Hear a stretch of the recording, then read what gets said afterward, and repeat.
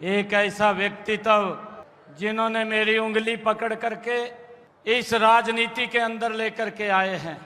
मुझे तो ये मालूम भी नहीं था कि मैं चुनाव लड़ूंगा, मुझे ये भी मालूम नहीं था कि मैं विधायक बन जाऊंगा, मुझे ये भी मालूम नहीं था कि हरियाणा सरकार में मंत्री बन जाऊंगा, मुझे इस बात का भी इल्म नहीं था कि मैं कुरुक्षेत्र से आकर के सांसद बन जाऊंगा, और मुझे इस बात का भी इल्म नहीं था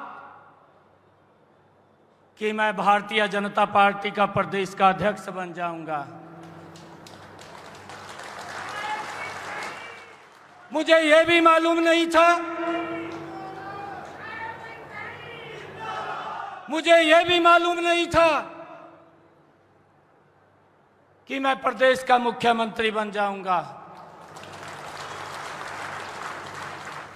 और वो बनाने वाला भी कोई और नहीं है, वो ऐसा संत, ऐसा व्यक्तित्व वो आपके बीच में बैठा है। ऐसे आदरणीय, परम आदरणीय मनोहर लाल जी, हमारे दुनिया के सबसे लोकप्रिय नेता, भारत के यशस्वी प्रधानमंत्री आदरणीय नरेंद्र मोदी जी ने कहा कि मनोहर लाल जी करनाल के अंदर लोकसभा का कमल का फूल लेकर के जाएंगे,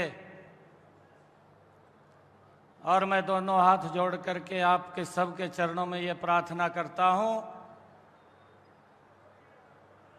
कि आप हर चीज को साइड में रख करके हमारे संजय भाटिया जी को जितनी वोटों से आपने जितवाया है,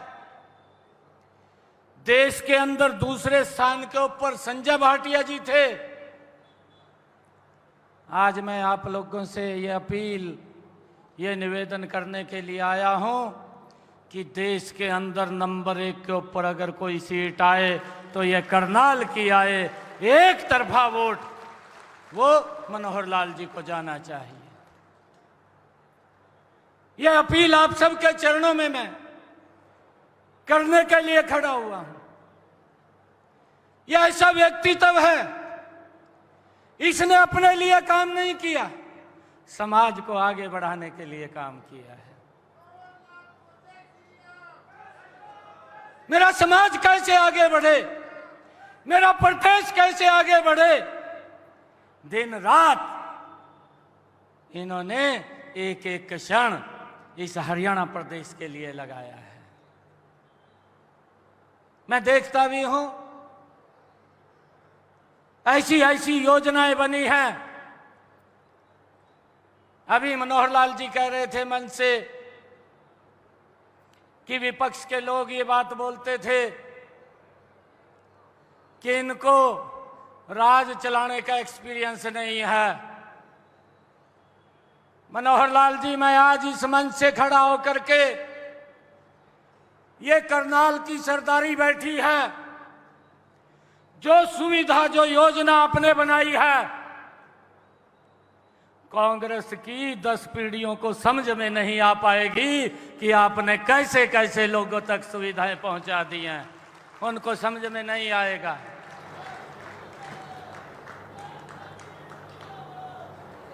वो तो राज सिर्फ एक काम के लिए करते थे, उनकी सोच एक रहती थी कि मेरा परिवार कैसे आगे बढ़े। वो प्रदेश के बारे में नहीं सोचते थे। और आपकी सोच तो वो है कि मेरा कार्यकर्ता कैसे आगे बढ़े, मेरा प्रदेश कैसे आगे बढ़े, इस सोच को लेकर के आप काम कर रहे हैं।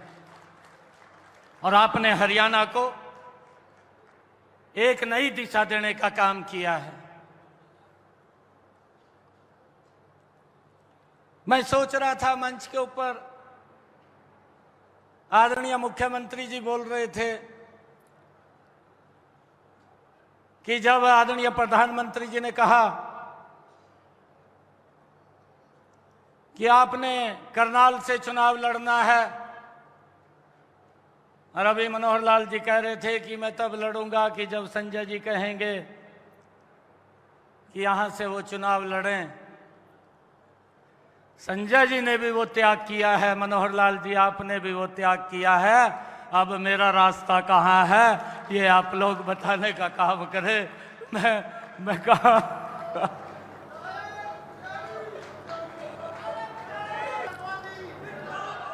मुझे खुशी है, मैं तो एक छोटा सा कार्यकर्ता था, पार्टी का काम कर रहा था और पार्टी के ऊपर आपकी ही देखरेख के अंदर विभिन्न पदों के ऊपर रहा हूं, और जिस पद के ऊपर आपने जिम्मेवारी दी है पूरी गंभीरता से उसको पूरा करने का काम किया है। आज भी आपने, आदरणीय प्रधानमंत्री जी ने, आदरणीय नड्डा जी ने जो ये जिम्मेवारी दी है, मैं आज हमारे जितने मंच के ऊपर नेता बैठे हैं, हमारे साइड में नेता बैठे हैं और मेरे सामने जो मेरे एक ईश्वर के समान हमारे बुजुर्ग बैठे हैं, हमारे युवा साथी बैठे हैं, मैं आप लोगों को विश्वास दिलाता हूं कि इस जिम्मेवारी को भी 100% पूरा करेंगे। इसको कहीं दिक्कत किसी को नहीं आने देंगे।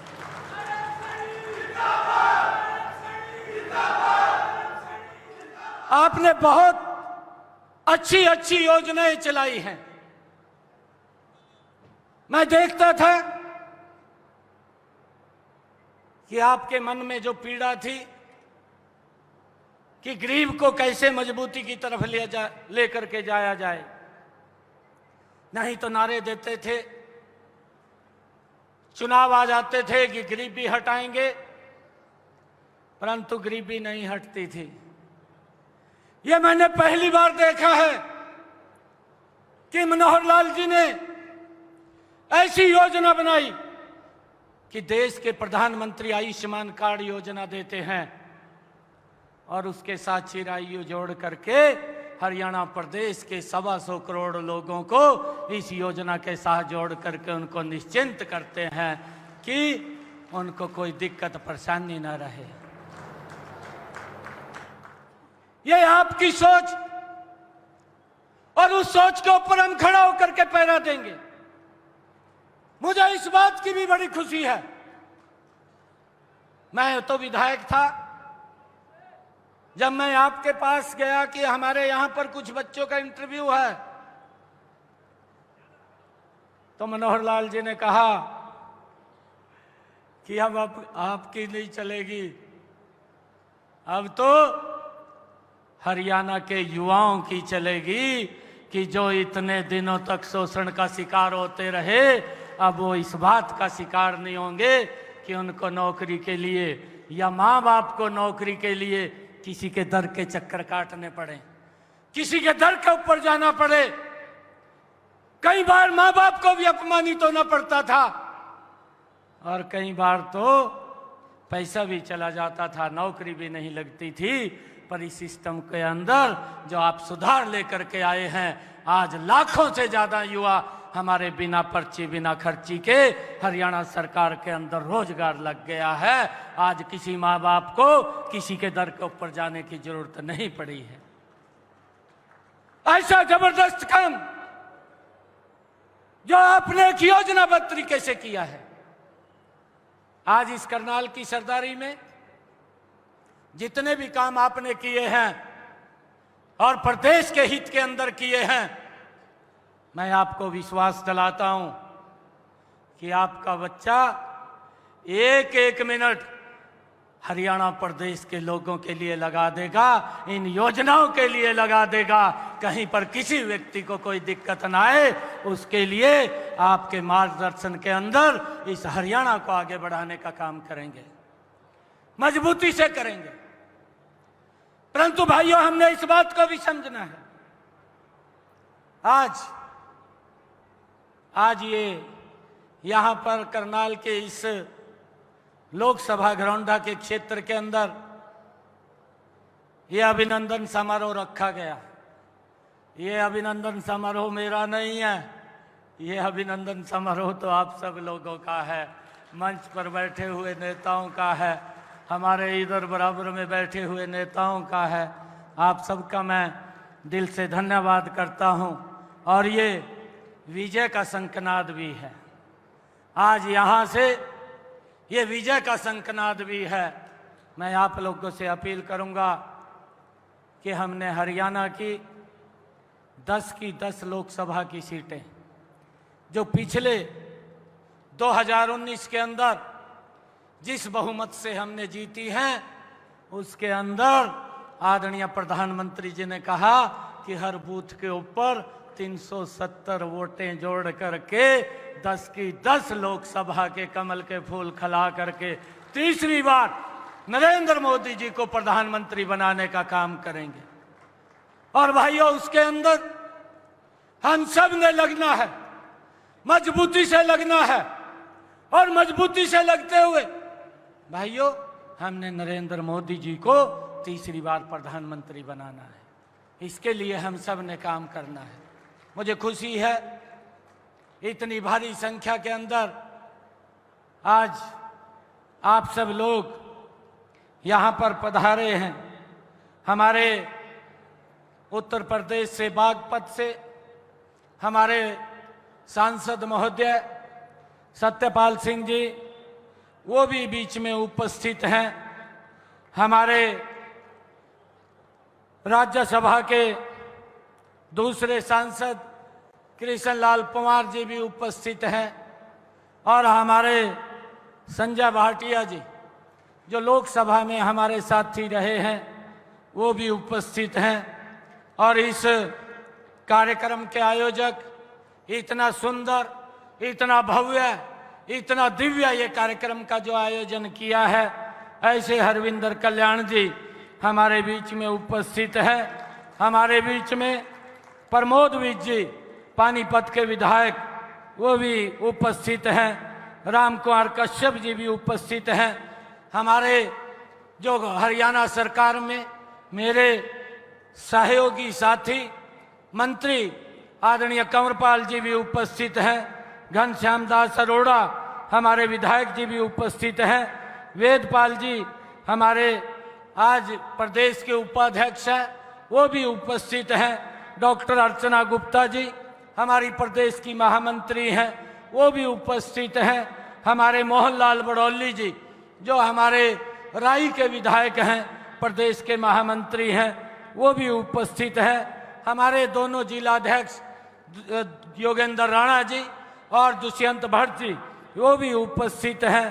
सरदार बख्शी सिंह जी, जिलेराम शर्मा जी, श्रीमती रेणु जी, श्रीमती अवनीत जी जो हमारी मेयर हैं, भगवान दास कबीर पंथी जी, शीशपाल जी और कृष्ण बेदी जी, हमारे उमेश शर्मा जी, भारत भूषण जी जुयाल और हमारे राज्यसभा के नवनियुक्त सांसद जो आज इस हरियाणा प्रदेश की चुनाव की कमान जिनके हाथ के अंदर है, जो मजबूती से इस चुनाव को आगे बढ़ाने का काम कर रहे हैं, ऐसे आदरणीय सुभाष बराड़ा जी भी हम सब के बीच में उपस्थित हैं। भाइयों, मैं आप लोगों को एक अंतिम बात कह करके अपनी वाणी को विराम दूंगा। हमारा 25 तारीख को ये चुनाव का दिन है और 25 तारीख तक हम सब घर पर ना बैठते हुए एक एक वोट के लिए एक एक घर के अंदर जा करके हमने नरेंद्र मोदी जी को 10 लोकसभा की सीटें यहाँ से जितवा करके तीसरी बार प्रधानमंत्री बनाने का काम करना है। और मैं पुनः आप लोगों से एक अपील भी ये करता हूँ कि इस करनाल लोकसभा से भाइयों एक भी वोट खराब ना हो, कि जो हमने पिछले बार यहाँ से वोट दिया था नंबर 1 के ऊपर पूरे देश में ये करनाल लोकसभा यहाँ से चुन करके जाए, इसके लिए हमने काम करना है। और मैं आप लोगों को एक बात और कहता हूँ, कभी भी आपका भाई हूँ, कभी भी आप मेरे से आकर के मिल सकते हैं, बात कर सकते हैं, कभी भी किसी को अगर आवश्यकता पड़े 24 घंटे आपके लिए दरवाजे खुले हैं। कभी भी आप लोगों को कोई दिक्कत परेशानी नहीं आने देंगे। आप सबका मैं दिल से बहुत बहुत धन्यवाद करता हूँ। इन्हीं शब्दों के साथ जय हिंद, जय भारत।